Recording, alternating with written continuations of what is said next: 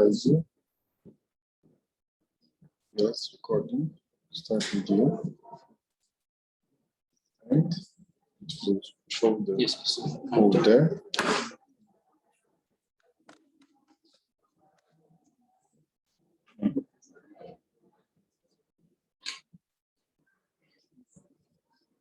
And on the screen.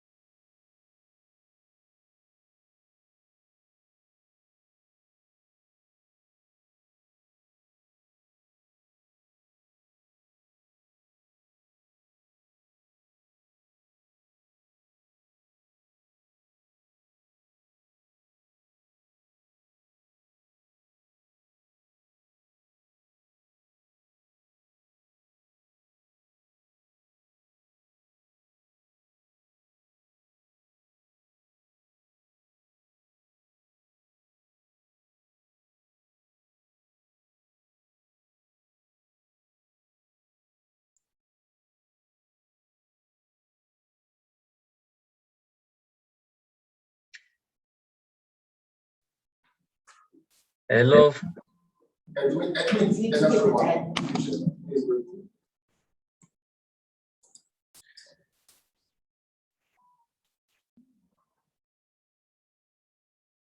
İngilizce mi konuşayım yoksa Türkçe mi? Fark etmez başkanım. Okay. So we will start our meeting right now.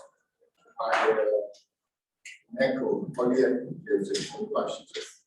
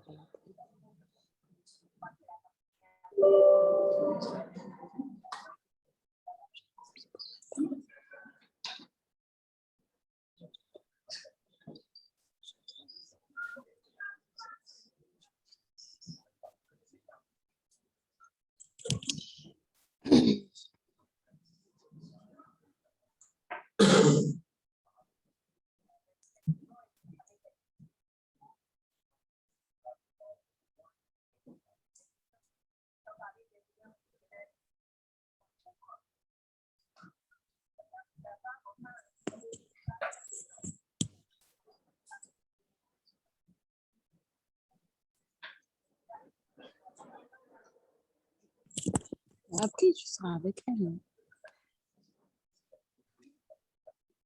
Après parler, tu seras avec elle. Après parler, tu seras avec elle. Tu seras avec elle. Okay.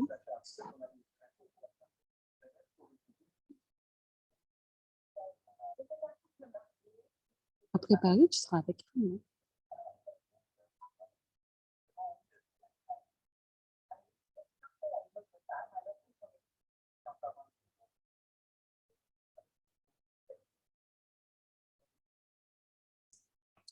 Puis explique-lui que tu as déjà acheté. Explique-lui que tu as déjà acheté ton billet.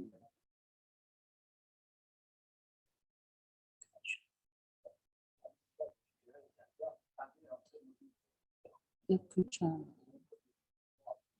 déjà acheté le billet.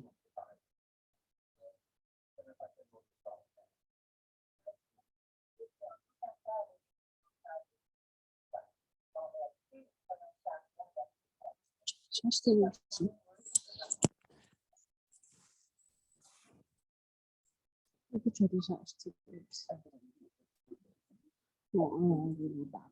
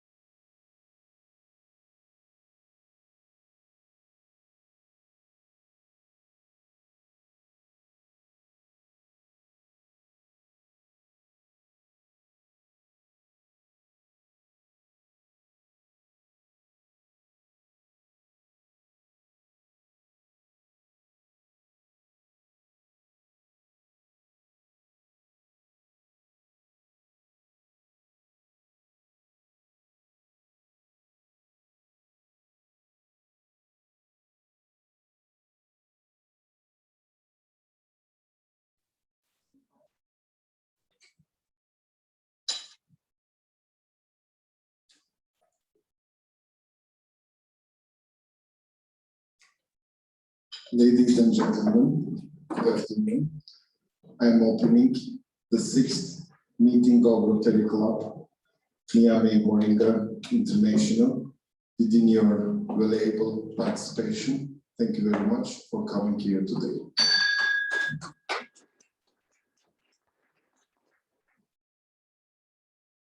We have the guests as you see, that we will have one small ceremony about Twin Club that we received from Turkey, my previous fellow Rotary friends. Actually, both of them is Rotarian. One of them is mother, another one is son, Mert and Arzu. Welcome.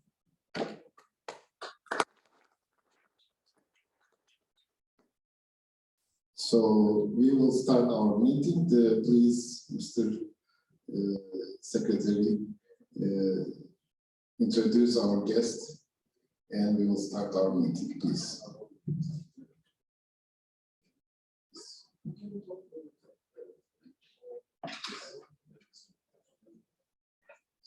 Okay, that's good.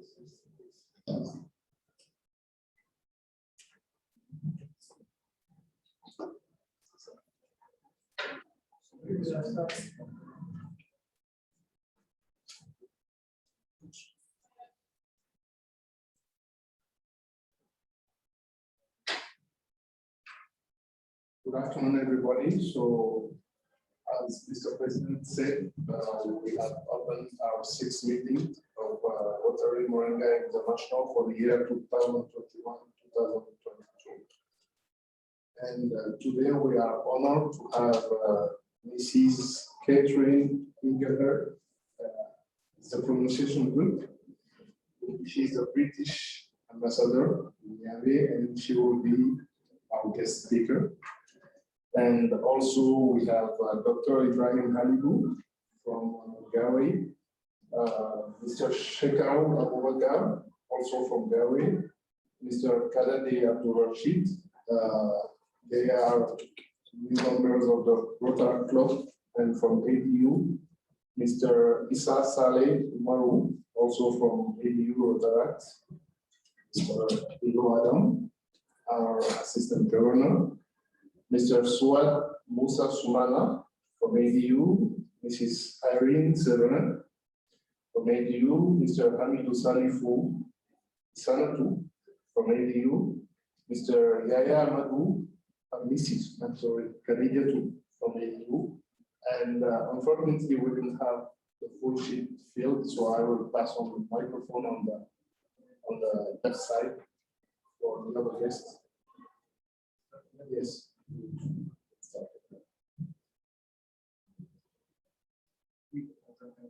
Yes.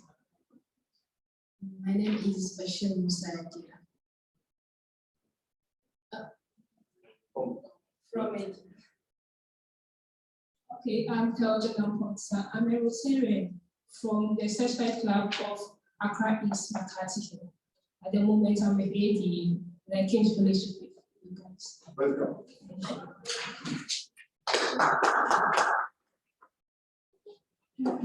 Good evening, everyone. My name is Winifred Felix. I am a Nigerian, and I work with African University as a faculty associate. And I also work in the Language Center. Nice to meet you. Thank you. Can you please turn the camera to the people who are speaking and our guests will see here. You can sit down over there.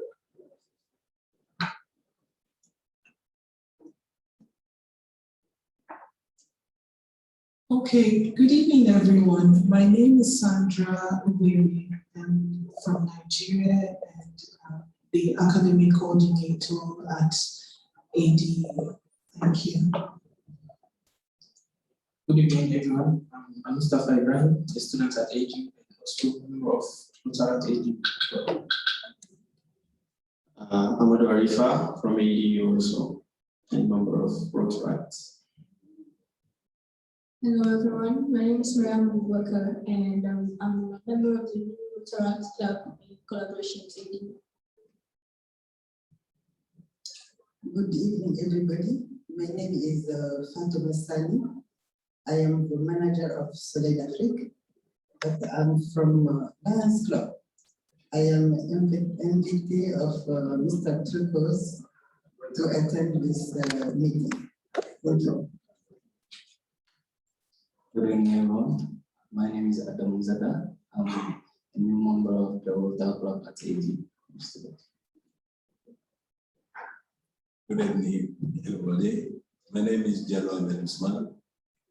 I'm from Rotary Club Galway. I'm the founder of this club and past president of this club. Welcome, Mr. President. Hello, everyone. Ali Rozimatov, founding member of Rotary Club of Moringa International. Good evening, everyone. My name is Ozan Kılıçlık. I'm from Turkey, and I'm the revenue manager for the Rotary.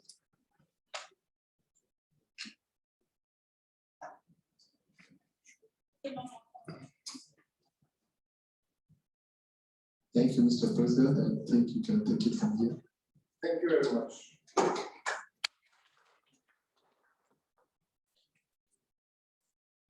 Actually, we have one speech that we need to repeat it. The following test. You please from here.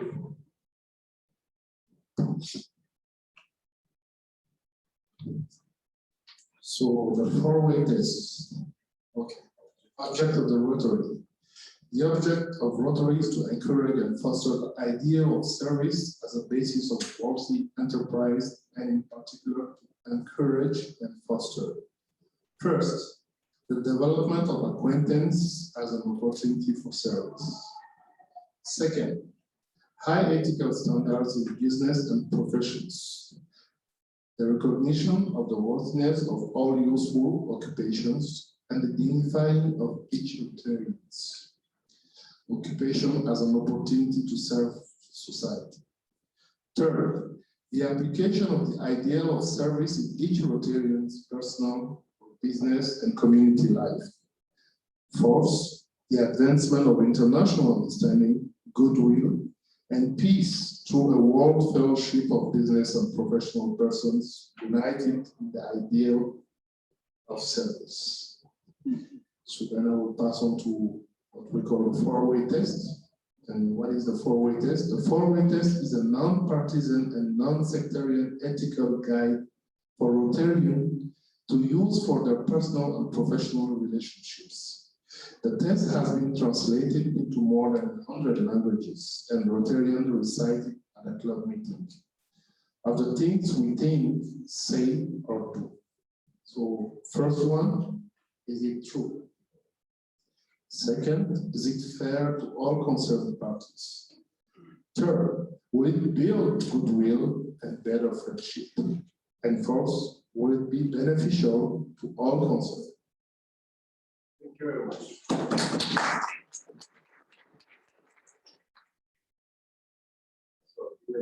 Hello, Rotarian friends. Thank you very much, Freddy. This is our four-way test from the beginning of the Rotary history that we are all following to be a good Rotarian and, of course, a good person worldwide. So we have one team club, as I told you, that we want to introduce ourselves, each other. Mr. Mert Kocatepe is the president of the Istanbul Spartakule Rotary Club. Welcome to Niamey, Mert, Mr. President. Good evening, dear Rotarian friends. I am Spartakule Rotary Club President Mert Kocatepe. We are happy to be a twin club with your club. Together we will do very good projects. I become Rotarian at the age of 21 years. I am one of the youngest Rotarians in worldwide, and I am the youngest Rotary Club president, best youngest Rotary Club president in the world. Thanks, President Turgos.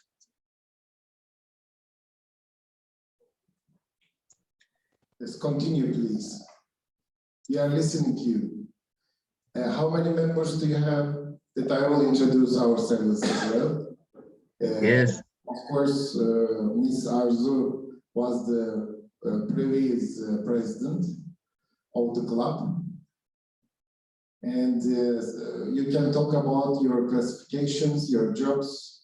Later on, I will introduce ourselves, and we are trying to make one common project that we will talk about it a little bit. Yes. How many members do you have in the club? 16 members, Spartakule Rotary Club. Okay, very good. We are 16. Yes, 1-6. We are a little bit more. We are today. We will induct 3 more members, so we will be 25. I am the president of this period. The gentleman who is sitting left of me, for your right, Mr. Freddy, is our secretary for this period. Hello, nice to meet you, dear secretary. His Excellency Pakistani Ambassador, Mr. Ali Sirohe, is the elected president for next year. Nice to meet you, dear ambassador. And again, Her Excellency Ambassador of Great Britain. Today, she is our guest speaker. Very nice to meet you, dear ambassador. And on the left side, another member of the board is our meeting guard. Yes, Nice to meet you. Yes, and we are only the English-speaking Rotary Club.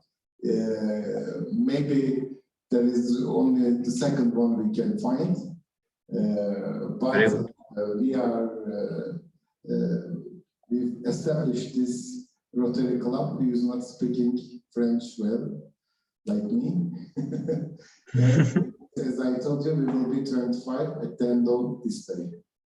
So we were talking about one project for the next year. It's about the Peace Festival that we can do it here in Africa, in Niamey, to create such a specific environment for this Niamey, because I mean, the people is here, they are very peaceful, and we are deserving to make somehow, sometimes entertainment, and this is reason we are, right now it's on this period that we are just talking, but very soon we will create this project and will present to the board members of the club. Hopefully we will achieve it and we will bring new colors, new musics, new foods for 2-3 days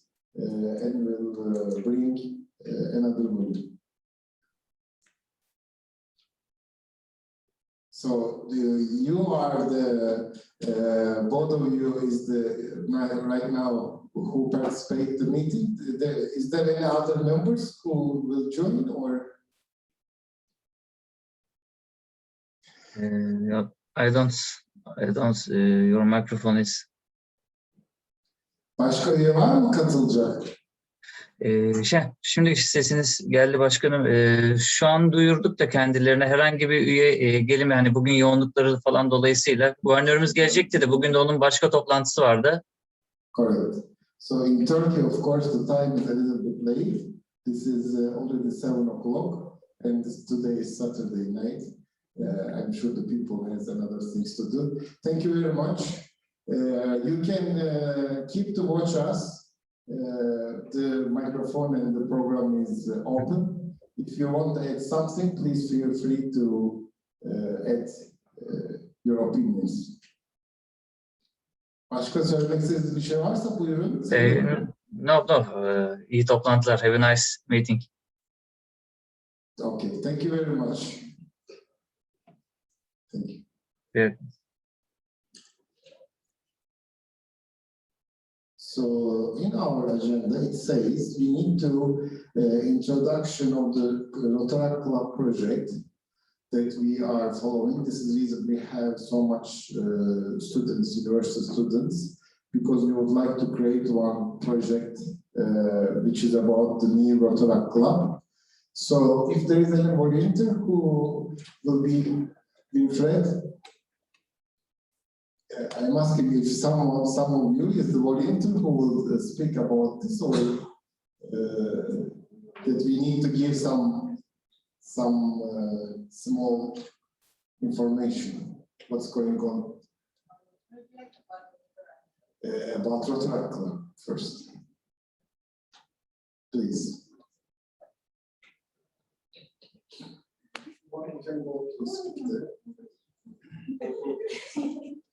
Okay, good evening, everybody. So we've been trying to form a Rotary Club at African Development University, and I'm happy to say that we are progressing. For the club to be properly formed, we need a total of 25 members, and currently we've gone more than halfway because we have 17 members. So probably before the end of the month, our club will be set and ready to kick. And they're already doing amazing stuff. They're already coming up with amazing projects that they want to do for the community here in Niamey, and it's really, really, really awesome. So these are the prospective members. So I don't have to go with it, right? Can you stand up, please? Yeah, please. Thank you.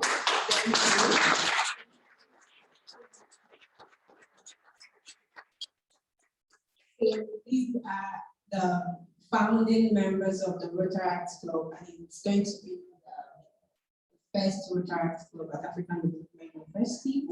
First English-speaking Rotary Club actually in Niamey, and we are very, very excited to start this club and to start with the projects that they've already started working on this. Thank you. Thank you very much.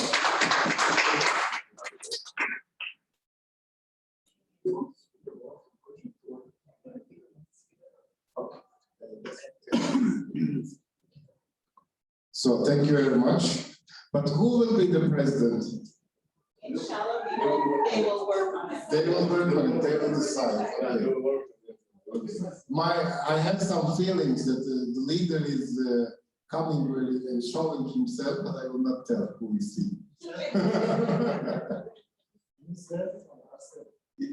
Himself, no. No, this gentleman.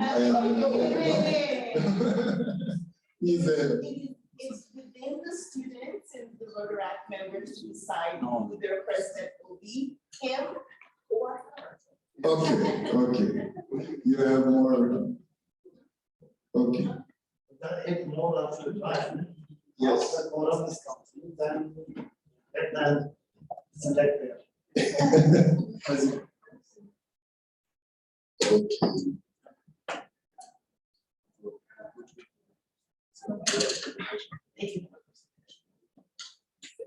Okay. The project we can, if you are ready, we can introduce right now, but I think you should send it to this computer. I think we can receive the with USB disk this project over there. Is it? Do we have the USB disk? Sure.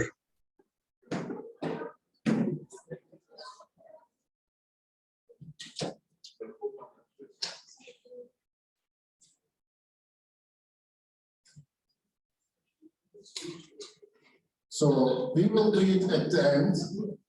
Please have a seat.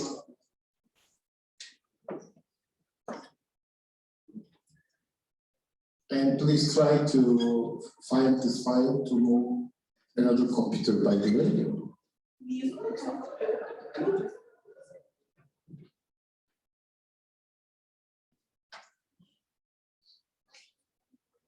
So we have the guest speaker today, as everybody aware about it. I am 100 times last week. So, British Ambassador to Niger, Her Excellency Miss Catherine Inglearn is our guest speaker today. Welcome to our club meeting. I would like to read the biography of Miss Catherine Inglearn.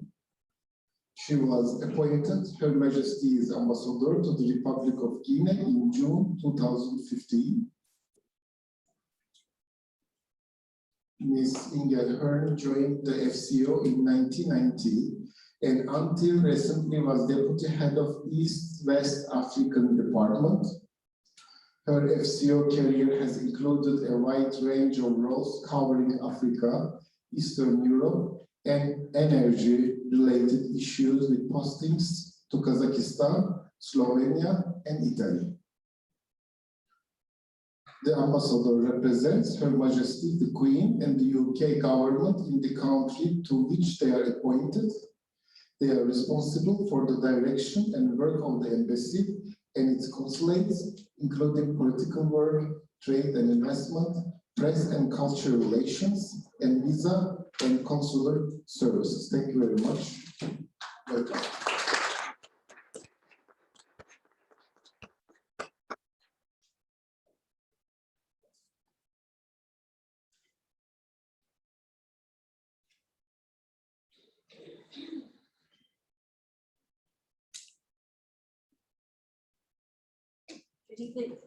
Good evening, everybody. Can you hear me? Yes. Yes, is that loud and clear? Yes. Yes, good. I'm enormously pleased to be here and really very honoured to be invited by the Moringa International Rotary Club and as well by the future Rotary Club of the African Development University. I think that's right. Not just one English-speaking Rotary Club in Niamey, but two That's really quite something, going from nothing. So our dear friend Unai has already introduced me. So yes, I'm the British ambassador, or the ambassador for the United Kingdom in Niger, and I've been here for just over 1 year. And I'm here to set up a new British embassy. I'm the first resident British ambassador here in Niger. And we've not previously had any embassies, so I arrived with very little to start with, and I'm very pleased that we do in fact have a team that's coming together in our offices, which are housed in the French embassy, French compound, for the time being, and I am in fact resident here at the Radisson Hotel. Until we have an empty residence. As Unai said, I was previously the British ambassador in Guinea, where I spent 4 years. And before that, I've worked a lot in London on African affairs. But Guinea was in fact it was the first time I'd lived in Africa. And I was very, very excited to be appointed to Niger and to have the opportunity to continue that experience in Africa, to learn a lot more about a completely different country, a different set of issues. I spent a lot of time in Guinea looking at trade issues because I don't know whether you know, but Guinea is a very big mining country. And most of the UK's, I'm going to call it the UK, right, the United Kingdom, most of the UK's interest in Guinea is about mining. So coming to Niger gave me a very, very different set of interests and issues to work on. Unai asked me to talk about education. And I have to admit, I'm not an education specialist. I suspect that some of you may know actually quite a lot more about education than I do. But I will talk a little bit about education in the context of what the United Kingdom is doing here in Niger. But let me tell you, first of all, what our interest is here and how we've come to be here, what our priorities are. So the UK has really had very little contact with Niger until fairly recently. Yes, historically we've had a lot of interest in Nigeria and other countries in West Africa, but really not, Niger is not well known in Britain at all. Other than perhaps as a tourist destination, up until 10 years or so ago. And I was surprised even when the late Duke of Edinburgh died very recently, the Queen's husband, to find that even he had visited Niger back in the 1980s, and I found some very beautiful photographs of him visiting the Jardin du Ferroir. I don't know whether any of you have heard of the 1970s rock band called Cream. Maybe it might be a bit too early for some of you, maybe not for others. But the drummer from Cream, called Ginger Baker, was also quite famous in certain circles for having come and settled in Agadez, and in fact he died there fairly recently. Niger was also known to some extent as a place where young, mostly men, would, doing motor rallies across Africa, would cross and stop in Agadez and visit the Aïr Mountains and the Tenere Desert. And in fact, even fairly just as recently as about 10 years ago, I remember friends of mine and colleagues who were in our embassy, our High Commission in Abuja, telling me about the incredible, the beautiful desert safaris that they had done from Abuja all the way to Agadez and up into the mountains. So that really was the main contact with Niger that I'm aware of. But with the conflict of the last decade, as I'm sure you're very aware, there's come a very different change of focus for us. And although we've had a small office here since 2004, which was staffed by my Nigerian colleagues, always in the French embassy, we've opened, we decided to open new programs here, looking at humanitarian and development assistance in around 2017. And it's really to support and oversee and evolve those programs that I have been sent out here to open a new embassy. We have roughly five main areas of interest that we cover with our programs.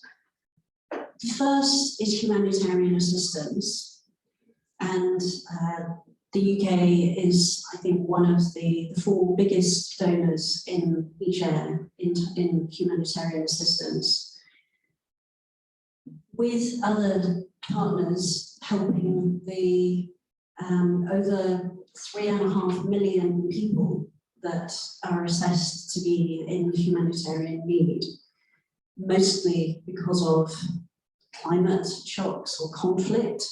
And a lot of our work is about working in agriculture, supporting people to prepare for whether it's drought or floods, or to vary the type of farming that they do to try to help them to be more resilient to those kind of shocks. We have programs in what we call stabilization in the conflict zones. Again, I'm sure you know better than I do some of the statistics that we base our concerns around. Over 700 people have died due to terrorist attacks in Niger just this year. We haven't even reached the end of the year. That compares with 410 in 2019. The situation does appear to be getting worse, and 410 is pretty bad, never mind 700. So the work that we pursue is mostly in Tillabéri and Difa, with HCT, the Nigerian own stabilization agency, but also with other international partners in Difa. And most of our programs are looking at community livelihoods, generating new enterprise that will help to encourage young people to see some form of hope, to have a reason to stay there, and also to help to build the relationship between the communities and the state. We work on migration programs, mostly with the International Organization for Migration. Again, I'm sure you're very aware that Niger has been, for centuries, a major hub for migration, originally to Mecca or to other parts of North Africa. It's been a hub for regional migration, interregional migration, with people going to work in Libya or Algeria or Burkina Faso, a great mixture of movements. But also, more recently, a route for migrants who were heading still often are heading for Europe. And our concern there is that many of those people experience violence and rape, abuse. Some often they're left in the desert, having been returned from Libya or Algeria, left to fend for themselves. So our programs in respect of migration are primarily about protection of those the most vulnerable migrants, particularly women and children, but also about helping the Niger and Niger and Nigerian authorities to manage the border between their two countries. The fourth of our biggest areas of work is on reproductive health, reproductive and sexual health. As I'm sure, again, you know, Niger has the highest birth rate in the world. And on current trends, I think the population is set to potentially double by 2050.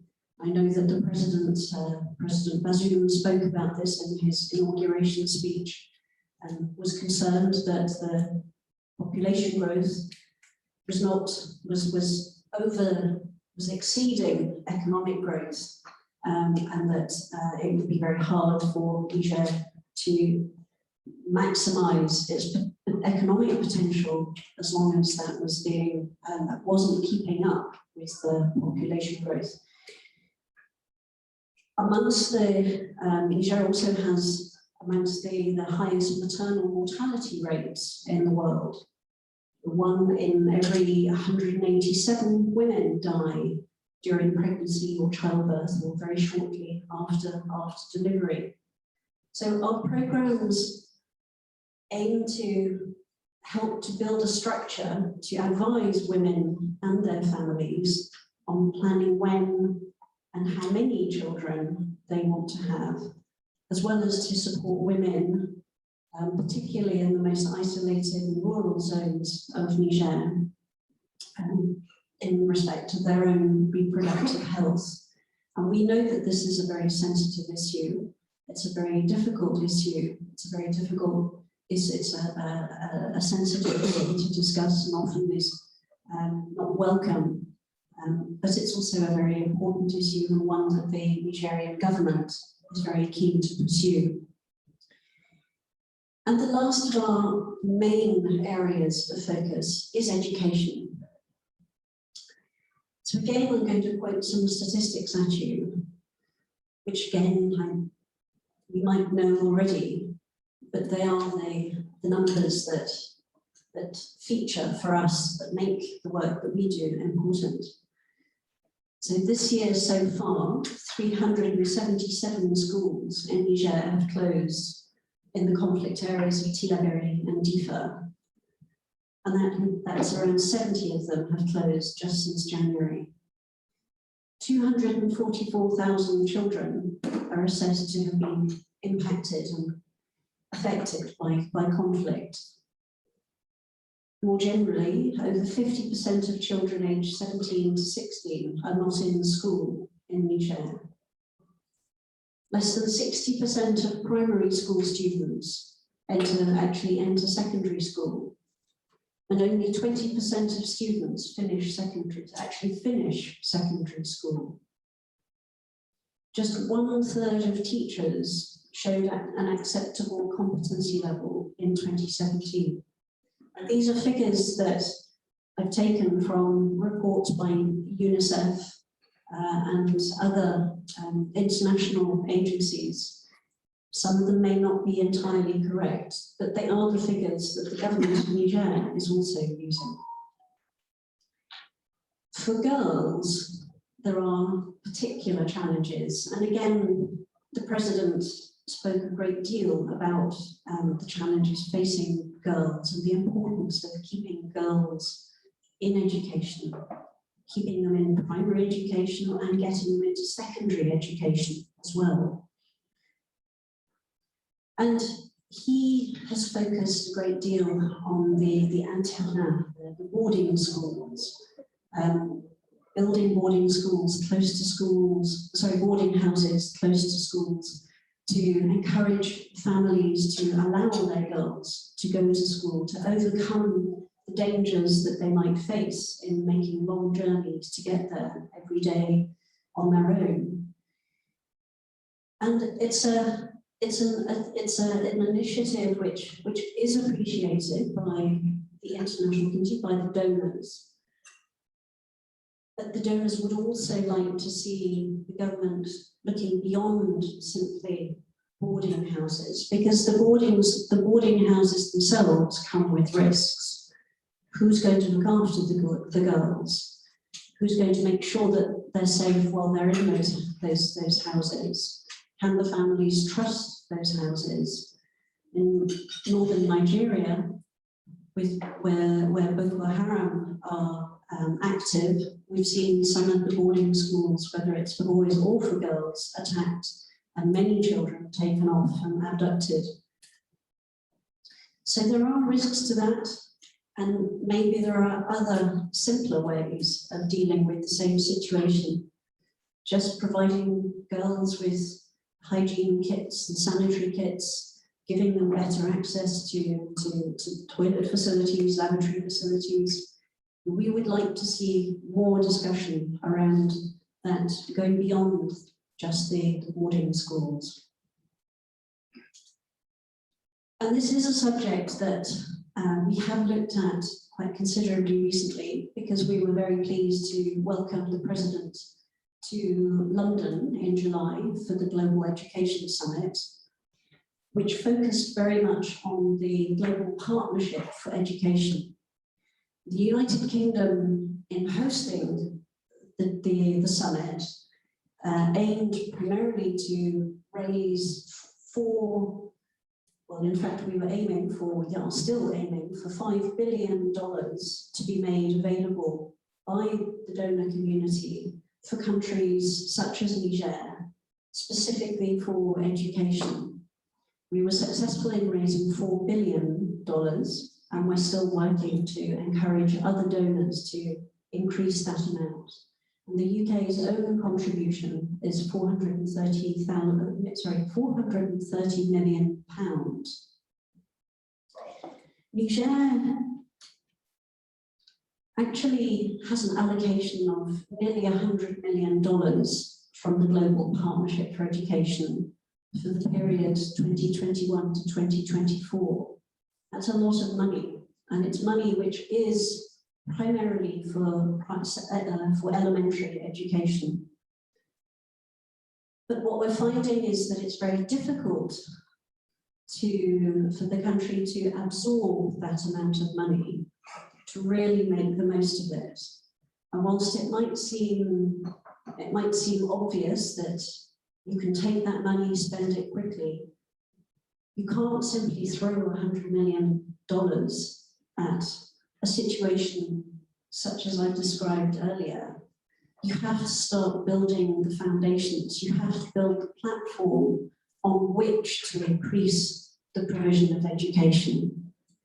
And that means that a lot of that money hasn't yet been spent. So we're trying to also work with the government to build the capacity within its own ministries, within the teaching profession, within the civil service, to be able to work more effectively and efficiently using the donor money, which is actually available.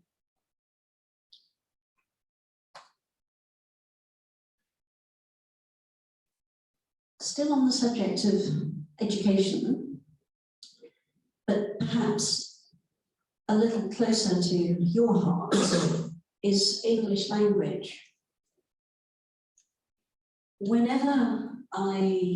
Almost wherever I go, whenever I first meet ministers or governments, whether it was in Guinea or in Niger, almost the first request that's made is for help with learning English and teaching English. But there are so many people who need to learn English. And I have my colleague, the ambassador for Pakistan there. It's not that we're promoting English because we're English. It's because it is a global language. It's spoken by Australians, Americans, Pakistan, India, Malaysia. It's spoken by many people, and it is a global language. I often say to young people, it's like having an extra passport in your pocket to the world of work. It's almost essential if you want to work internationally now. It's extremely helpful if you want to work, for example, in the Radisson Blu Hotel. I'm sure it's one of the criteria they'll be looking for, right? It's certainly one of the criteria that we look for. ground, of course we need to speak English. But I can see that I don't need to convince you of that. So we are working with the Ministry of Education to try to improve the quality of English language teaching in schools. And we have quite an extensive program working with the English language teachers across Niger. And I was very pleased recently when I went up to visit Dirku and Vilma, which are a very long way north, a long way from anywhere. And the mayor of Vilma came up and said, "Look, madam, I have my British Council memory stick here with all the materials from the programs that you're promoting, and we're using it here in the schools." So it was good to see that actually it is getting out there. It's not just in Niamey that we're actually managing to reach people, but in fact going beyond as well. We work also in the same program with English club facilitators who work in the schools and who encourage the children to actually speak English. And again, I visited some of them and been very impressed at the energy that some of these facilitators show and ingenuity in getting children to be brave enough to speak. I'm sure some of you who are maybe not native English speakers know that sometimes it's hard to take that plunge and actually go and open your mouth and speak when you don't feel very confident in the language. We are also supporting what we call the Chevening scholarships. The Chevening program is a global program that was launched in the 1980s by the UK. It's our flagship scholarship program, like the Fulbright program in the US, and I think has over 40 to 50,000 alumni now. Just in the last 2 years, we gave an allocation specifically for Niger. This is to study at a master's level, and I'm looking at some of you because I'm hoping, I wasn't going to talk specifically about this, but I can see that maybe we have some potential future candidates here. This is to study for master's programs in the UK, in British universities, but you have to speak English already to a level sufficient to study for a master's. You have to have 2 years professional experience. And in Niger, because we know that there are not many people who are going to fulfill the criteria, we've left the subject matter very wide open.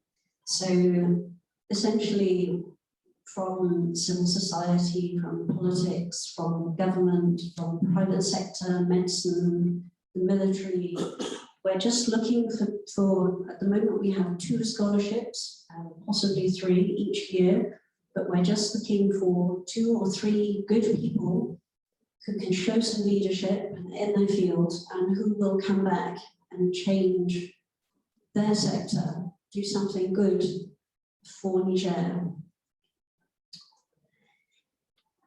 Moving on from education, I also want to talk about climate, because the United Kingdom is going to host what's called the Conference of Parties on Climate Change, COP26 in Scotland in November. And we're going to have President Bazoum for a second time visiting the United Kingdom for that, along with another 120 heads of state. And climate change, again, it's a huge subject, and it's a subject that crosses over every single aspect of our lives. And we want to try to press for Niger to see that climate has to be incorporated into everything that the government does. We want to encourage civil society. We want to encourage young people to think about the environment, to think about the way in which you act has an impact on the environment and the climate, and the way in which the climate which has been changed by the big emissive, the polluting countries, such as my own, the way in which that is now impacting on you. We know that temperatures in the world are rising, but the temperatures in the Sahel are rising 1.5 times faster than the rest of the world. That means that by 2100, the temperatures here could be well over 4 degrees higher than pre-industrial levels, whatever you count as pre-industrial, if we allow climate change to continue. We know that Niger last year experienced the worst floods in 60 years. We've seen flooding again this year. Every year we see people struggling because of drought. We see the effect of deforestation and the land being degraded. So I spoke earlier about the way in which the UK is trying to help Niger, and that's to, in our humanitarian assistance, to help to make people more resilient to climate change. But we're also working to look at alternative farming practices, to look at reforestation, and to look at renewable energy, because Niger, of course, has a huge potential in renewable energy. You have hydroelectricity, or you could have hydroelectricity if the Kandaji Dam can be finished, but you have enormous renewable potential. You've just got to make it happen, and that's not easy. And finding the finance for that isn't easy. And I'm mentioning the environment, I'm putting a heavy emphasis on that, because I hope after I finish speaking that maybe some of the things I've talked about might be areas that either you want to comment on, you might tell me that we're getting it completely wrong. I hope that you'll agree that we are actually focusing on the important areas. But I hope also that maybe the environment is an area that we might find some common ground, and that we might be able to work together in future. Other areas that we work in, we're an embassy. We don't just deliver humanitarian and development programs. We do the normal work of an embassy. Niger is a non-permanent member of the UN Security Council at the moment. So they are very important partners in terms of the international scene. We monitor political developments here, whether it's just in Niger or how Niger fits into the region. We're watching that very closely. And we were very pleased to see President Issoufou stepping down after 2 terms, and in accordance with the Constitution. It has set a good example for others in the region, even if it hasn't necessarily always been followed. And we also watch the economic situation. And I'm very conscious, having come from Guinea, where my work was almost primarily about trade, about commerce, about the economy. It really strikes me that here in Niger, the international community tend to look very much more at development assistance. And I feel there's not enough focus on the economy, on trying to help support investment. And as long as the economy is not healthy, Niger is going to remain dependent on international aid. And I know that your future president of the Moringa Club has just hosted the Pakistan-Niger Investment Forum. It is important that we try to encourage investment where it's possible, but I have to admit that from a United Kingdom perspective, it is difficult. It's not a country that's well known. My fellow British nationals often don't speak French and look very hard at the security situation and think, not for us. But we did find a few companies were interested in talking to the president when he was in London. I hope that we will actually be able to find some development investment through our development banks who are there to support the developing countries for renewable energy particularly, possibly also for some infrastructure which might help to encourage more agriculture investment too. And of course, the renewable energy element is important for us for COP26 and on climate change. I'm going to come to an end because maybe I've spoken too much, and I think it would be really good to take any questions from you. I don't want it just to be me talking. I'm going to share with you a little bit of advice that I was given when I first became an ambassador by a colleague of mine who was much more senior in the Foreign Office of our Ministry of Foreign Affairs. He said to me, you know, Catherine, you're very lucky to be given this job, to have this job. It's the most fascinating way of working, but it's also very hard because you're there 24/7. You need to find something that is your passion, that you really enjoy in your work. Now, I'm passionate about gardening. I know that sounds quite flippant, given the situation here in Niger. And I am actually a qualified horticulturalist, in addition to being a diplomat. But I don't have a garden here. I don't have many opportunities other than to admire the garden around the Radisson Hotel. So for me, the environment maybe is a way to substitute that. I've really enjoyed walking along the River Niger on Sunday mornings or Saturday mornings or whenever we find time, in looking at the wildlife that you have. You have beautiful birds in Niger, really beautiful, beautiful birds. So that is where I am going to sort of look for my relief in Niger. And I hope that in doing so, that also takes me further in a direction that can also be useful to Niger.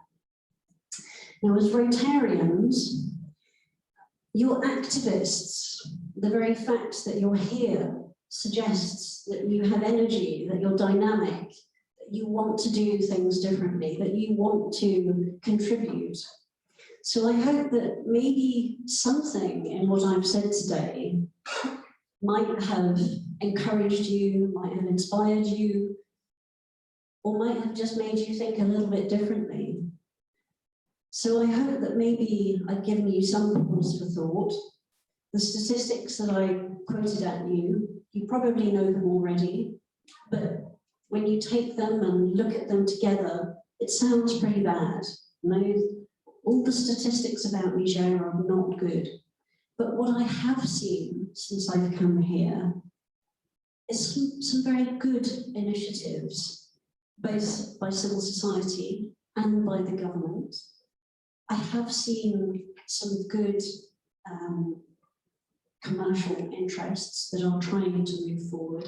I have seen some potential, and I've also met and seen some amazing people, and ultimately that's what is important. So I'm going to stop there, and I hope that maybe you will have some questions for me. And if you think that I am wrong in the way in which we've evolved and are trying to set up our programs and our presence here in Niger, then I'd be interested to hear. We have a lot to learn, and but I hope that we're going to be here for quite a long time. Thank you. Thank you very much.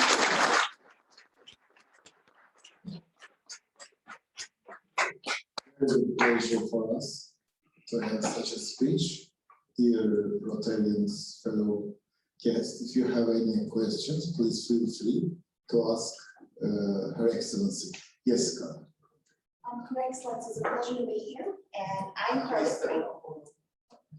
I can project. I am part of the Vice President of Student Community Affairs at the African Development University. And thank you for your speech, and I'm sure many of the students and my colleagues in the room appreciate it. From my perspective of someone who's been here a year, there are very, very many things that you touched on that I think are going to be impactful for our students. One, I believe the scholarship, we do have at least 1 or 2 people in the room that are currently applying, so we'll put that on the radar. I do have students in the room that are interested and are working on projects in renewable energy, so we'll put that on the radar. The project that our students in the Rotary Club are bringing to the table to share today actually has a gardening piece that may be of interest to you. And I think in general, our institution presents an English program, so potentially, I know we have the American versus the British English, but that's okay. We can spread it. On that note, I will leave anyone else to ask you questions or share. Thank you very much. Yes, sir.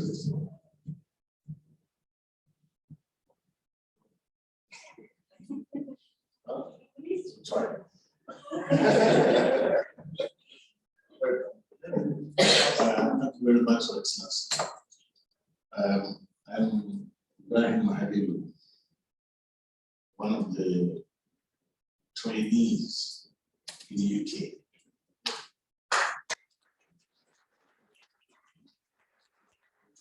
Well, you mentioned education, and particularly English language teaching. In 1986, for 6 years, I would say, there was a program here.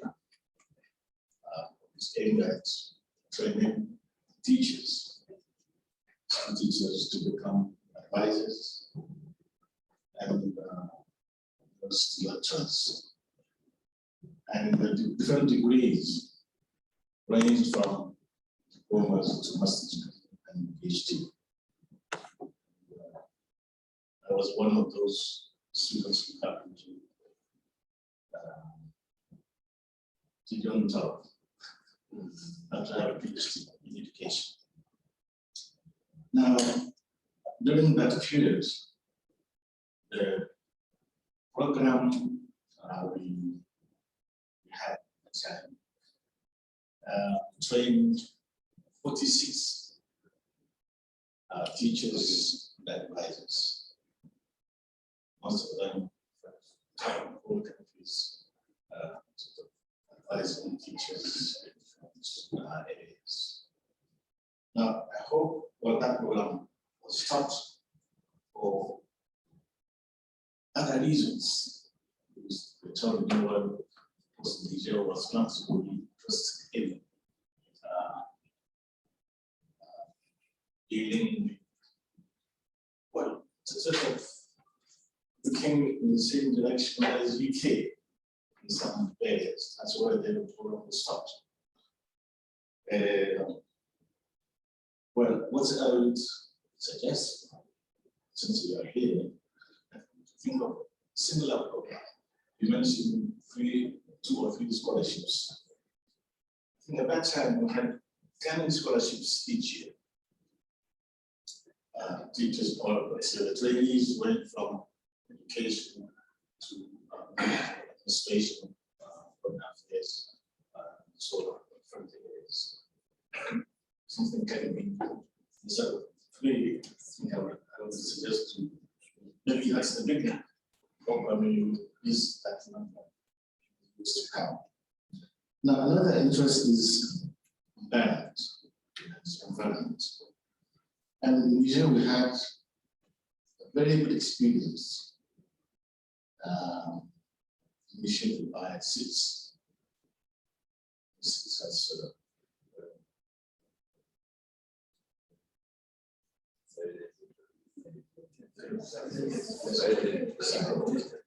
That's environmental education, which was initiated in primary schools and aimed at also the secondary schools. Unfortunately, that program stopped. Financial support from that program was funded by the European Union. Unfortunately, that program stopped. Now, the reality now is environment is a key issue. Students from school, from primary school, secondary school, university have to to learn how the environment affects the acts they day-to-day life. That's going to be done. That's it. So it's like effects of environment.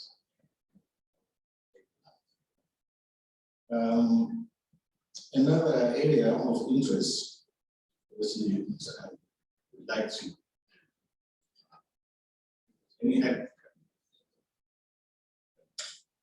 can't say that lot of ways and means to be informed of what's the situation. Now we're actually around 24 trainees. Most of us are retired. Well, if you have any questions, no. If you have any questions, Yeah, it's one of the contribution as well. Yes. Towards the time has been, we need to ask other. So it's you have so much things. Yeah, between what you mentioned, that program, which you mentioned, that's really trained teachers and advisors from 86 to 91. That was what we call it program that we as one language. If I can just reply to that. So you've raised that, many people have raised that with me. In Guinea, exactly the same program I had. Many people were raising that with me. And I also have to say that the teachers that we've been working with in the last 2 years, I think many of them were the product of those very fine training that we carried out here back in the 80s. I don't know why it was stopped at the time. I would assume that it was probably something to do with funding. It would have been a change in direction in terms of what the UK government was doing at the time. And unfortunately now, we simply don't have the funding for that level of offer. But we are trying to reach a wider number of teachers using virtual methods, which is not the same as face-to-face, but it does at least reach a wider number of people. And so whilst we can't replicate that, I hope that we can pick up some of where we left off. And in terms of the environment, I think it's, I wasn't aware of the EU programming, but I think what we will, the message that we will be taking to our international partners is the importance of mainstreaming environment and climate change through all of our programs, and that would include in education. Thank you. Thank you very much, dear Rotarian friends. We have actually, okay, of course. We have actually today Club Gawai, and Mr. Adam Milo is assistant of the district governor is with us, and they were sponsoring our club and very good supporter to establish our club. So your presence here is giving us more support and strength. Thank you very much for coming and visiting us all. Here you are, sir. Thank you, Madam, for your very comprehensive lecture. I have just 2 questions and suggestions. You have spoken about English language support, the trainers, and also environmental support. So we are also working with the government of Niger for Green Niger. So can it be that we join hands together? Because there is one problem which I come to know. In Pakistan, we have Prime Minister Imran Khan's 10 billion trees project, where we have achieved almost half of it. UN has recognized that Pakistan is the only country in the world which has achieved the target before any other country in the world. So, what we did, we provided free plants to people across the country. Here, even plants are very costly. So what we are thinking to create nurseries in all regions from where we can provide free plants to the people to plant. Can we join hands in this project, number one? Number two, English, as you know, as you have rightly mentioned that Pakistan is one of the English-speaking countries. We are the third largest English-speaking country in the world.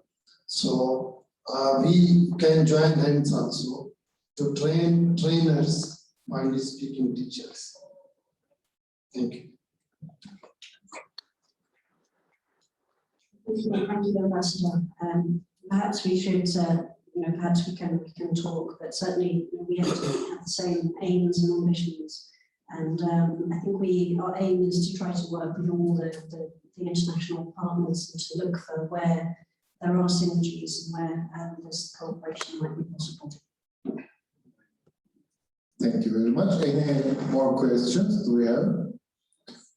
Yes, please. I do have an additional comment.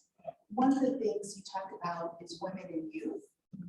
And so I'm familiar with the Duke of Edinburgh Awards program. And I was wondering how is it being expanded worldwide? And could that be a youth development program that could be considered for Niger? So it's a very good question.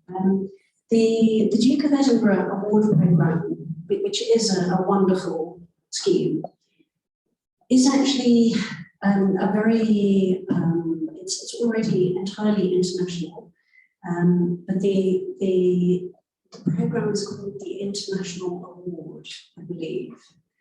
And I'm not familiar with whether it's alive in Niger, but in Guinea, I was quite surprised at a certain point to find that, in fact, there was a whole cadre of international award alumni, including some gold award winners. But it had fallen away, I think, in more recent years.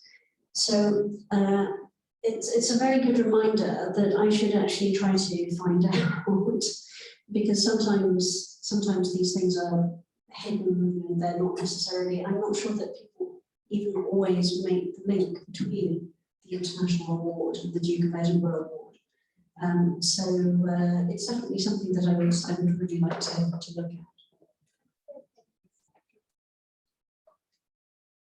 Thank you very much. Any other question coming from here?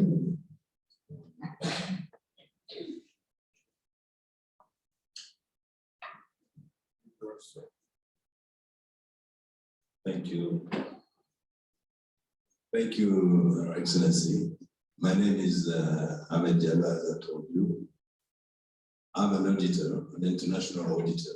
I used to audit international organizations like World Bank, European Union, etc. I just want to draw the attention of the deciders on the fact here in Niger. Myself, Mr. Halil, the former President Mohamed Yusufu, now the President Bazoum, is a product of public education. We were trained in public schools. In our days, these public schools were the schools of excellence. We are not supposed to speak English. I'm an accountant, but my bare education in English is from the primary school here. What strikes me, and I told in any audit I've done, because I've done audit on the education scheme too, I draw the attention of those, how can I say, organizations of the fact that public education went from quality to poverty. And at the same time, and I'm really happy to have the support of, like can I say, the initiative of private education to supply the need of education of our people. But we can't build a nation on only private initiative. I want to draw the attention of people who are trying to help us, that we who benefit from that public education, we are still living and we are going to leave the field. And we are leaving the field for people who are daring to have the help of foreigners. This is what strikes me. As a Nigerian, we have to reflect on that key issues. That point I want to draw your attention on. And I'm very happy that I've studied in Aberdeen to Scotland for part of my studies. I stayed in UK for about 3 years. I worked about 12 years in France and partly in Great Britain. But I want to draw your attention on that fact. Our government must know that they have benefit from public education of quality. And now the public education is the worst place to go. Thank you, Madam.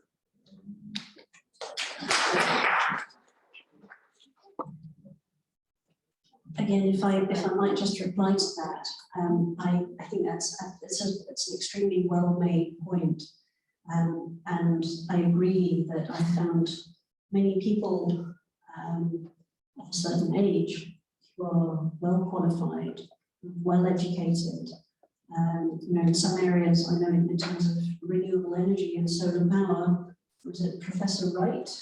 Who was one of the first to discover solar power, solar energy. But where my knowledge falls down is what happened, why is there now such a gap? And I have to admit, I would be interested to know, to hear from people like you as to why that is and what can now be done to remedy that.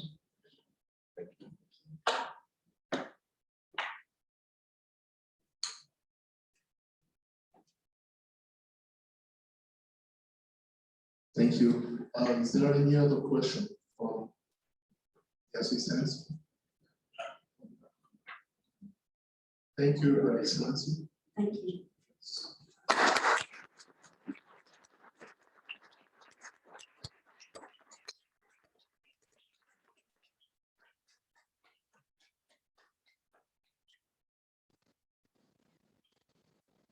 I think we will be moving on with the presentation of the Rotary project, if you are ready. So who will be presenting it?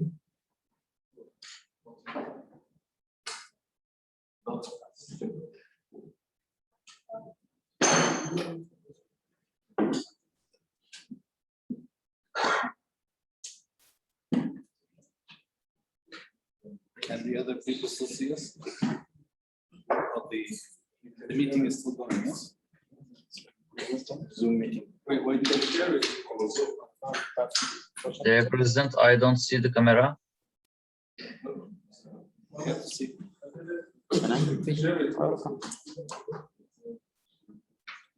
Which document? Je vais pas prendre le risque. Okay.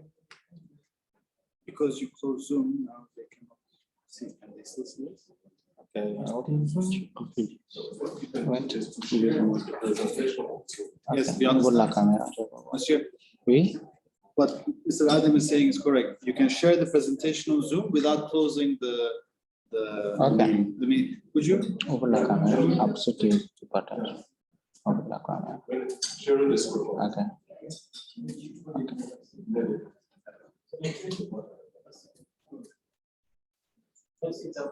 Open the Zoom.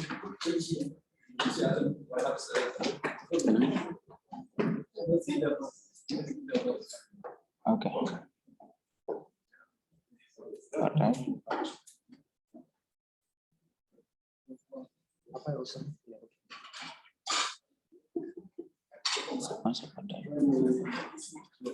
Before I get a little document.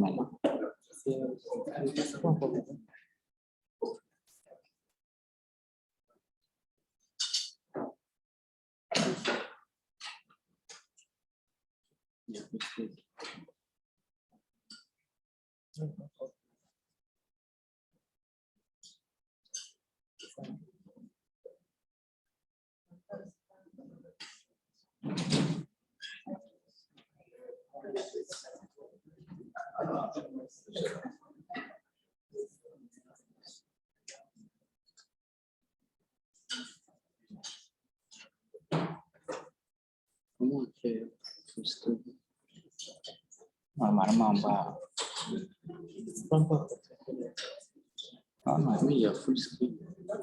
Same PowerPoint now. Huh? Okay.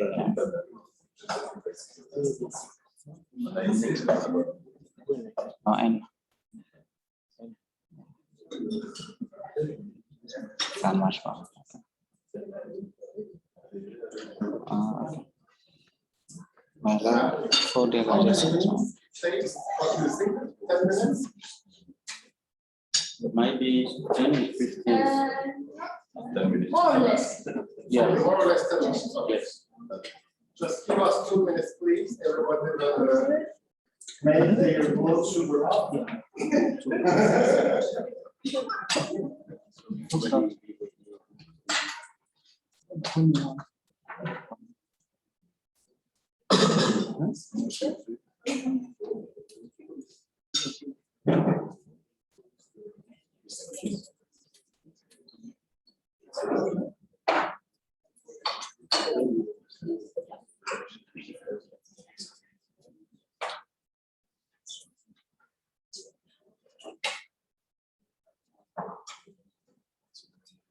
But please take your coffee. That we have only 2 minutes coffee break. You may take your coffee, please. Okay, okay. Okay, I understand.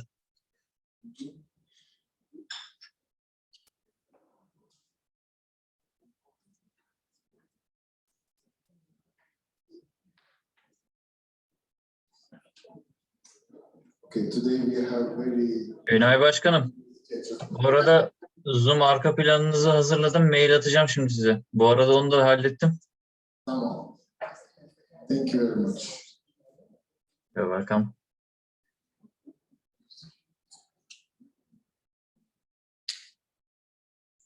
So if everybody is okay, good. Let's start our presentation again. Thank you.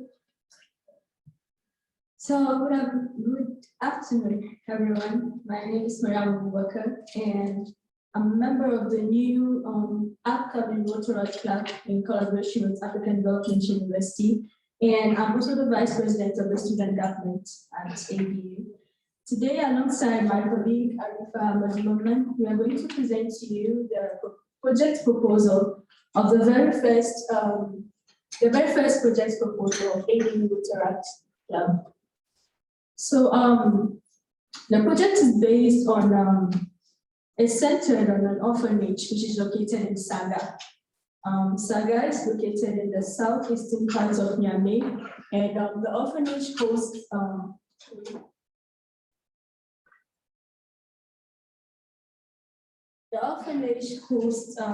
100 children. And it has been created by OMCR, which is a humanitarian organization that fights against begging, unemployment, and also promotes cultural and socio-economic reinsertion in Niger. So, like I mentioned earlier, the orphanage hosts 120 children, of which we have 43 boys and 57 girls.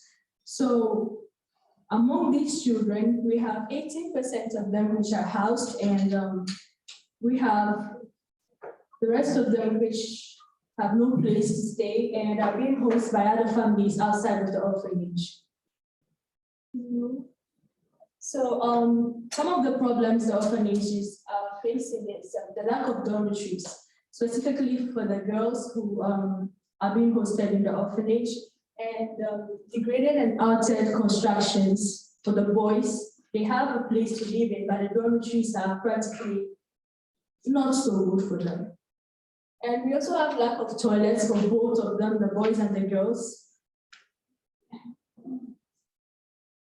And the impact these problems have on these children are that they are living in unhealthy conditions. So speaking of the girls, they live in other families which are not in the orphanage. They are being hosted by other people and are exposed to violence, such as rape and other forms of domestic violence. And when it comes to the boys, they don't have toilets, or let me say they don't have good facilities, good toilets. So these presents basically lots of unhealthy conditions for them.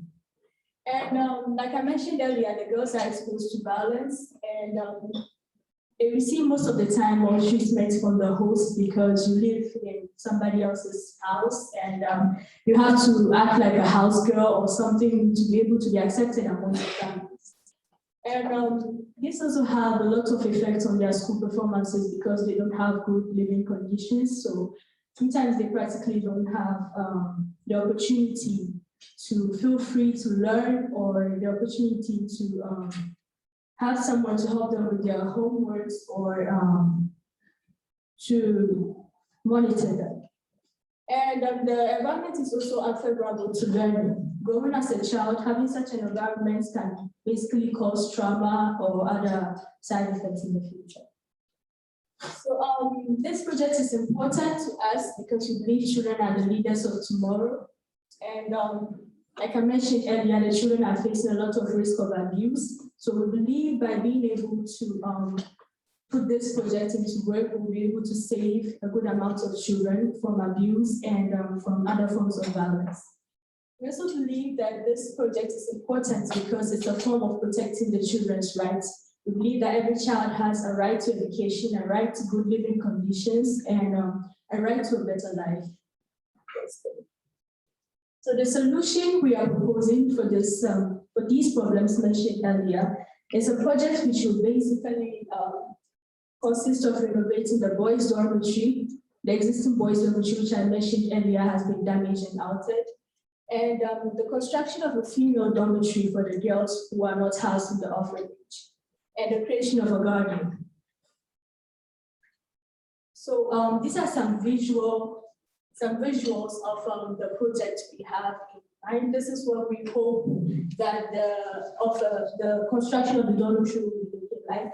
So as you can see, we are thinking of a dormitory which would have 13 rooms, which would house all the girls. And basically the rooms will be, is that all from the visuals? Yeah.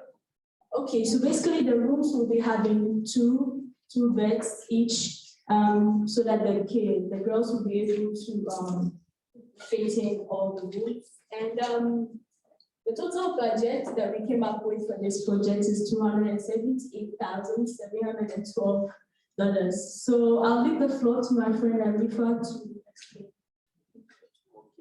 I think you did too much.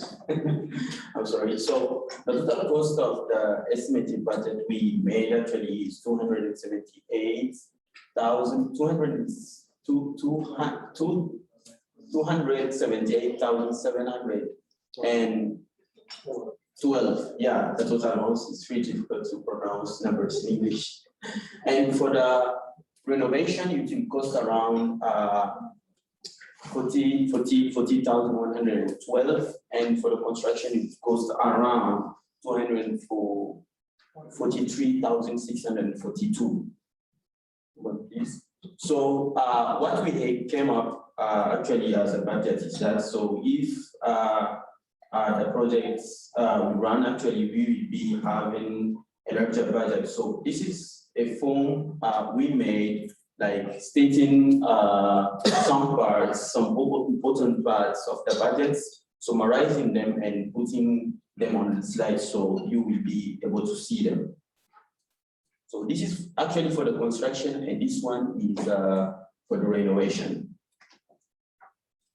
So the mission of this project actually is to provide better living conditions in the best possible means for these orphans and underprivileged children. And the objectives and goals of this project is to create a comfortable space for those kids, solve housing problem for those kids, renovate to make the environment as fun as possible with the hole in the, what she didn't say in the construction plan we made, actually we'll be having a hole before the rooms so that the children will be able to have at least a canteen area and also a space that could be used for fun activities for those children.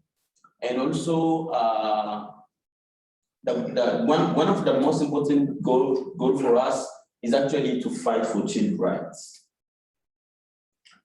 So the stakeholders for this project, for instance, as we started, is actually the prospective Rotary Club ADU and also the Rotary Club of Niamey Moringa International. So as David Paetz, one author and also a pastor said, and we quote from him, we care for orphans not because we are rescuers, but because we are rescued. And I think everyone will get what is it about. He's a person of knowledge and also a person of God, even though he's a pastor, for some Muslim people, of course. So just understand it that way. Yeah. Thank you for your attention.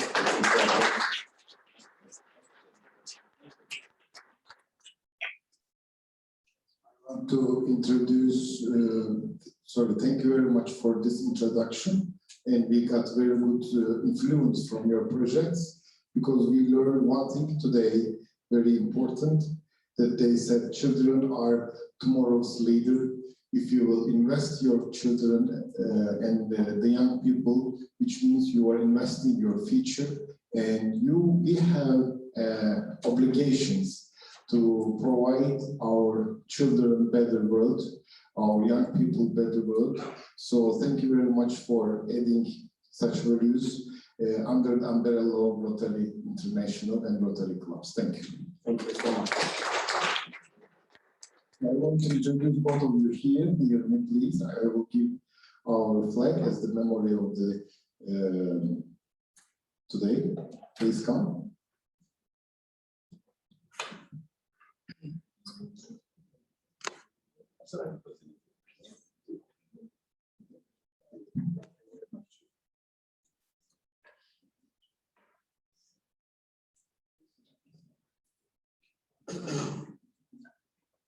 Thank you very much. This is our flag. It's symbolizing there is a Moringa, as you see, because we had the Moringa name because of I explained already many times, and I want to give it to young people, the tomorrow's leader. I will give one more later on, okay? Thank you very much. So, of course, we have a very busy schedule, so I want to make this very fast. We have one more guest in our meeting today, Miss Sani Fatuma Maru. I invited her to come and speak about the event that he will hold. It's very interesting, and I'm sure it will help the tourism and sector in the future. Actually, Her Excellency Mori is the former Minister of Tourism and Handicraft. If you will kind to speak and introduce the events, which will help for Nigerian people, I will be very happy. Thank you very much.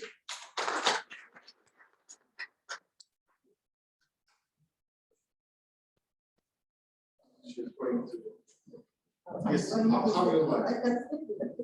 Okay, how you like, madam?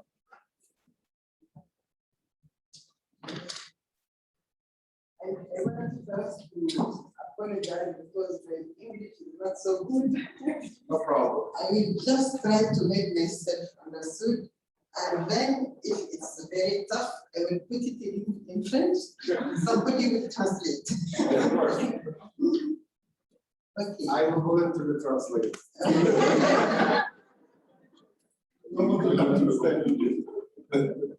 My name is Fatima, but people call me Naxanis.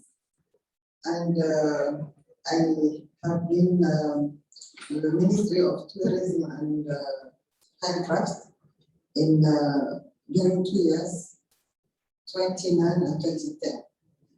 And then I am the Managing Director of Soleil d'Afrique.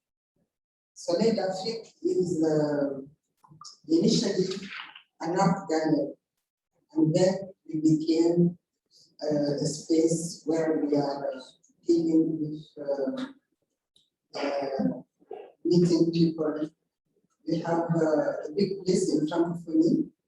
We have 6 rooms, 6 big rooms, and where we do many events. We do seminars, conferences, and Soleil d'Afrique is the promoter of an event which is called Rayon d'Afrique.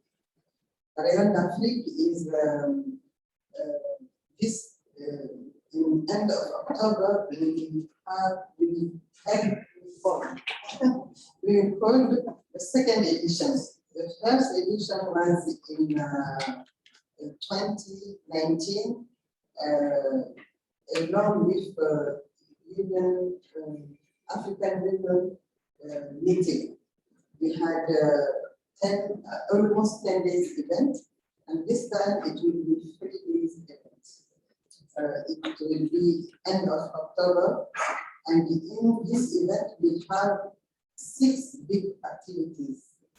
One is an artist residence. Mariama is one of them. She's an artist, and she will be with, let's say, 15 other artists. We will take them in our place for about 3 weeks, and we will give them the opportunity to create paintings and drawings. Some other people will do sculptures and many other things. And after the 3 weeks production, everything will be exposed. It will be an exhibition in our place. Apart from the artist residence, we will also have conferences. We have 2 conferences. The conferences will be told on human development. One of the giver is Alain Foucault, and another one will be coming from Senegal. His name is Mohamed Sow. Both will speak to young people about their heritage and how to be confident in themselves, how to take in charge of their lives and become tomorrow's leaders. And this will be the subject of the conferences. We also have exhibitions from the, we have many ladies in Niamey. They deal with transforming food.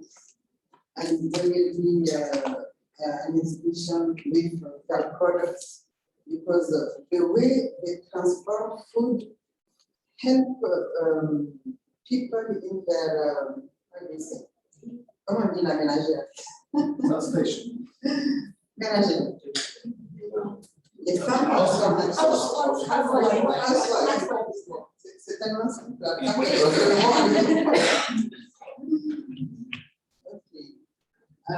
We also have this system.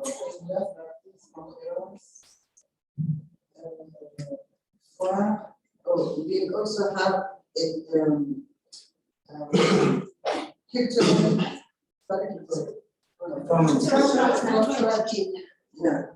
but night exhibition, but only for culture. Young people who are singing, dancing, and many other the slammers, they will be coming in the place and do exhibitions for 2 days. The third day will be a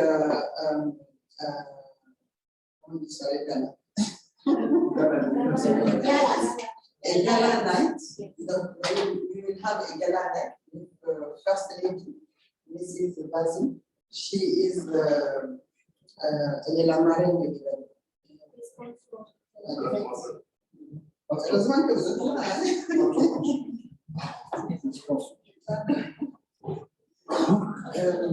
D'accord, bien sûr, assis ou bien c'est ça? So this, I have a small document here. So I can give it, I can pass it so that you can see. And we are partner with Radisson. Our guest speaker will be Aya Fouka, and Aya Fouka will stay here in Radisson. Even if Aya Fouka is from Niger, because he is married in Niger, then she will stay in. We have many partners.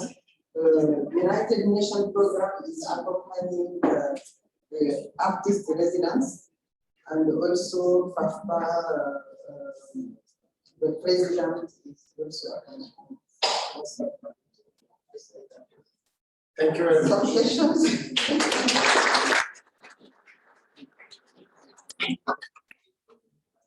So, this is a promotion of the Nigerian tourism, and as a hotel worker employee, I love to work in the sector, and of course, very naturally, as a Somolu, we are supporting this, because tourism is one of the sectors in the world that you don't need to invest too much, but you can get so much financial and cultural outcomes. So it should be supported. Support, please. Okay, thank you very much. Thank you. So we have one project. Actually, this is the second or third project that we are making. Mr. Freddy will give us some information about this project.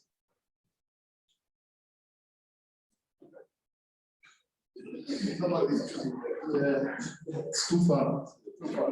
So our project, which normally should be taking place next Saturday, is a school kit donation to a local school around the city of Niamey, and the school is in the village of Congo. And I have contacted their team, and they are here behind, and we will make with them and make school kit for around 200 kids, and the kits include everything necessary for an elementary school. So the project normally should be taking place next Saturday, and of course you are all invited to join. Time will be informed about the time. It's not set yet. We are still working on the agenda, but for sure it's next Saturday. Yes, thank you.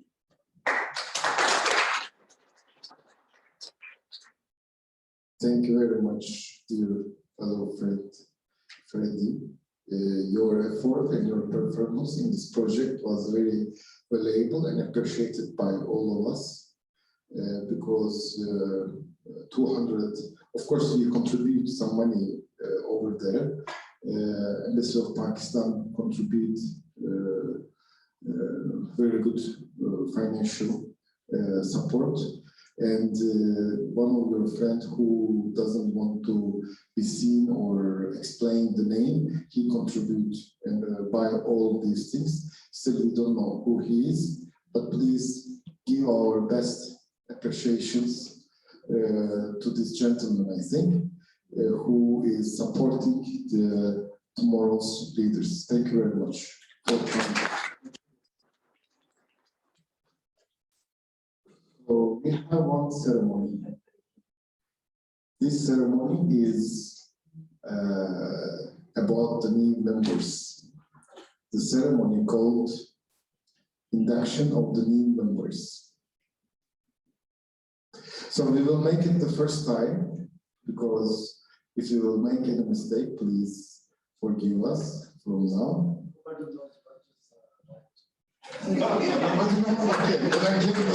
Whatever I want. Okay.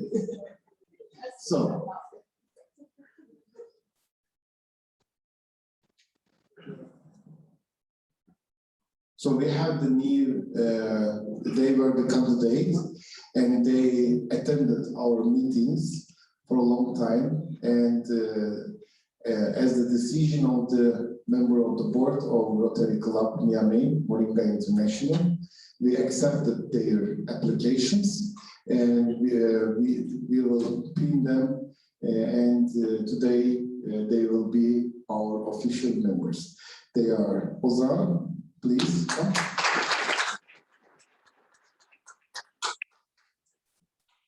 Fred.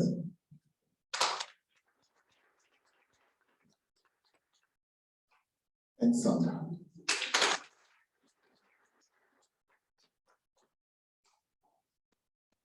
So we need to make such a theater with you. So I am asking now, who has the honor of sponsoring these people for membership in the Rotary? You and myself. Please come.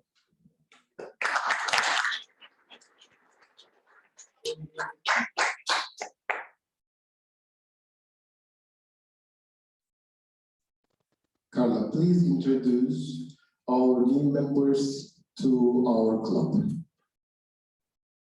Sure. Good afternoon, everyone. It's my pleasure to introduce Winifred and Sandra to Rotary Club Niamey Moringa International. Winifred is a part of our ABU staff. She is a communication specialist. She joined the university as a faculty associate at African Development University, where she spends a lot of time reading. She enjoys writing. She spends a lot of time with our students, many of which are in our room right now and supported the new Rotaract Club. She has a degree in education and international relations, and it's my pleasure to sponsor you.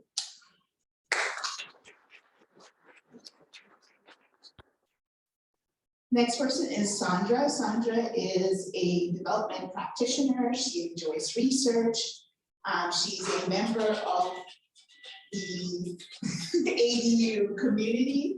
She joined our institution as a faculty associate and is now our academic coordinator, leads our academic efforts.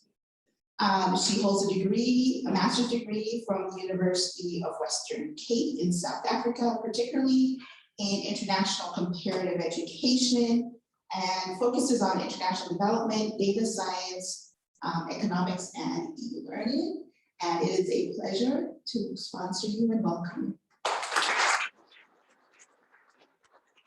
I was sponsored for Mr. Ozan Karaçalık. He born in 1986 in Ankara. He has had the great opportunity to have lived and worked in 3 continents.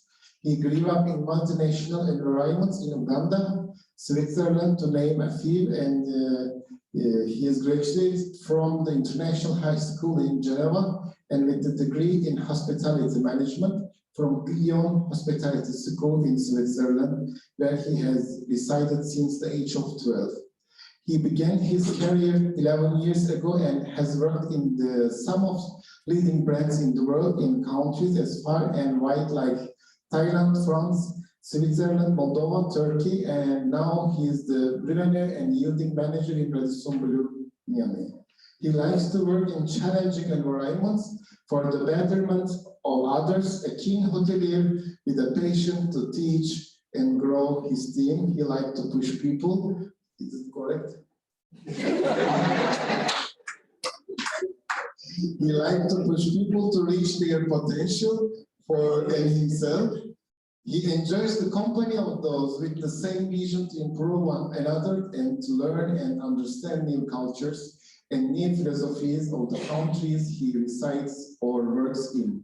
He learned to work for well-being of others from his parents, whose work in humanitarian agencies in the United Nations have shaped his view of the world as one family of humanity without borders and the race. Thank you. Dear Ozan, Sandra, and Winfred.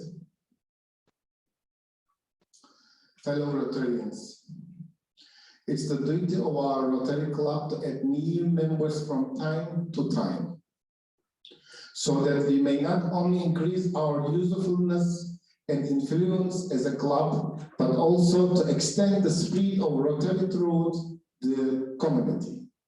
Today, I welcome to our ranks and admit to membership of Ozan, Sandra, and Winfred. I wish to impress upon you that you have been admitted not only to the Rotary Club of Niamey Moringa International, but a worldwide association. And by virtue of your membership in this club, you will be welcomed into the fellowship of any Rotary Club in the world. The honor and privilege of Rotary membership carries with its duties and obligations. You will be expected to attend the club's meeting regularly. You will be expected to attend the club's meeting regularly, to perform your share of club service, and to place your knowledge and talents at the disposal of the club in its task of carrying the principles of Rotary into the daily life to the community. I ask all members to rise up, please.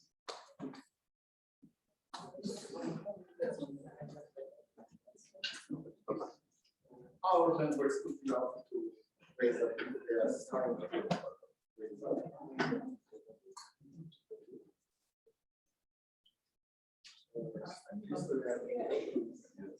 Thank you so much. So, my privilege, my honor to share to bless you. These words with pride.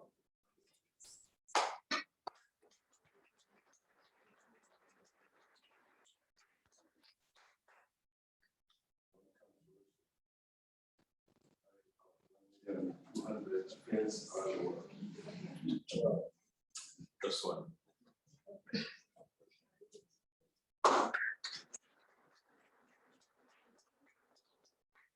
This is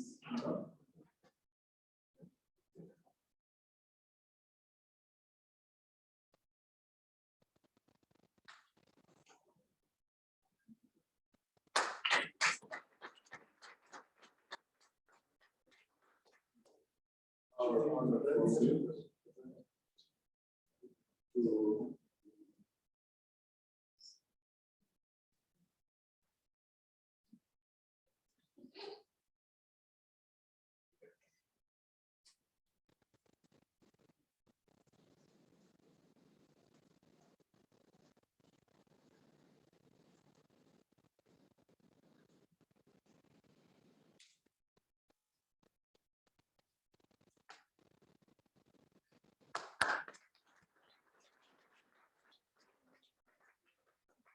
get your governance in the chart.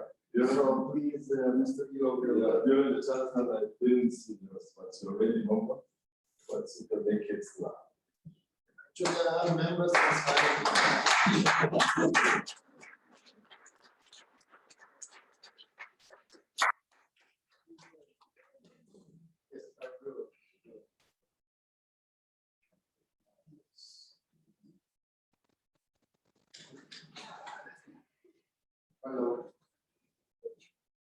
Fellow Rotarians, I commend to you our newest member, Rotarian Ozan, Rotarian Winfred, and Rotarian Sandra, who has been loaned the classification of their business, and charge all of you to welcome our new Rotarians. Thank you very much.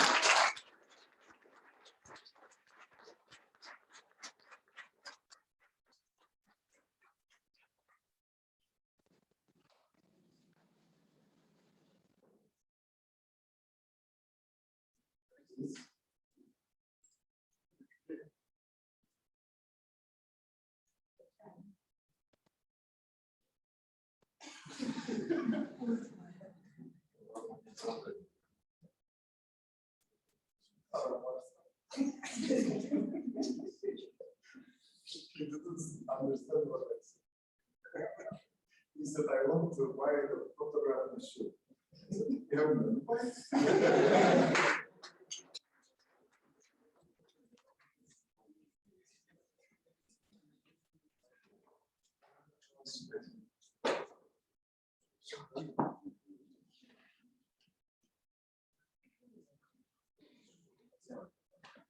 So I was not here during the end of the speech of Her Excellency.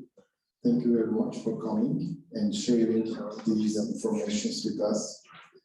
Hopefully we will have the projects with you and the Embassy of the United Kingdom in the future, as our common targets are the same, escalating the educational level of the country, and of course we will be very happy to join your projects.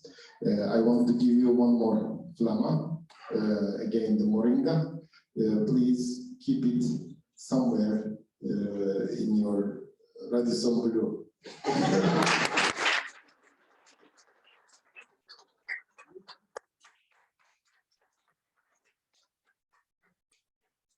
You will have a picture from here, yes? Okay. Thank you.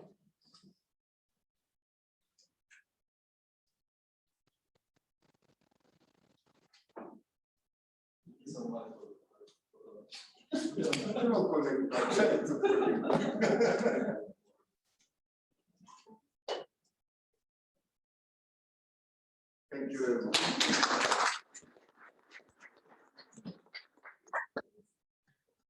So, thank you very much. Today our meeting was very busy. I'm closing the 6th meeting of Rotary Club Niamey Moringa International. Hope to see you next meeting on Saturday.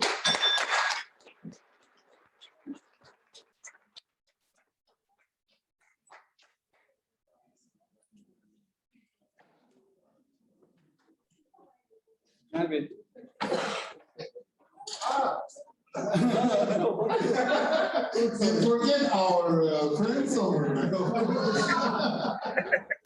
Yes. So thank you very much. Goodbye. Thank you inviting to me this beautiful meeting, the President. Yes, yes, thank you. Thank you. See you. We will always be communicating with you. Okay, okay. See you. Thank you. Bye-bye. See you. Bye-bye. Kapatabiliriz. Şey kaydedelim. O zaman. Kayıtta zaten şu anda ama kapatıyorum. Kapatınca kayıt olmuş.